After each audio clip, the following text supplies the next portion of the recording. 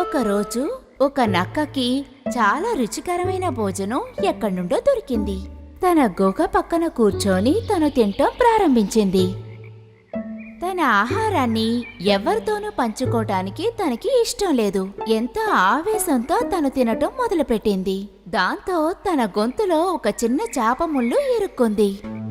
అది బాగా దగ్గి కూడా చూసింది. చాలా గట్టిగా సకిలించింది కూడా. ముళ్ళుని బయటికి తీయటానికి చాలా విధాల ప్రయత్నించింది. కానీ ఆ ముళ్ళుని అది బయటికి తీసుకురాలేకపోయింది. ముళ్ళు కొంచెం కూడా కదల్లేదు. దానికి చాలా భయం వేసింది.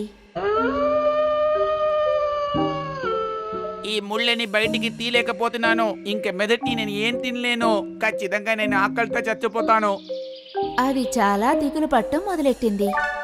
ఆ సమయంలో పక్కనే ఉన్న కొంగ గురించి తనకి గుర్తుకొచ్చింది. తన మనసులో తలుచుకుంది, కొంగ ముగ్గు చాలా పెద్దగా ఉంటుంది. ఖచ్చితంగా ఆ ముక్కుతో తన ముళ్ళు తీయగలదు. ఆ నక్క కొంగ దగ్గరికి వెళ్లి ఏం చెప్పిందంటే, దయచేసి నా గొంతులో ఇరుకున్న ముళ్ళని తీసేయ్. నీకు ఒక బహుమతి ఇస్తాను.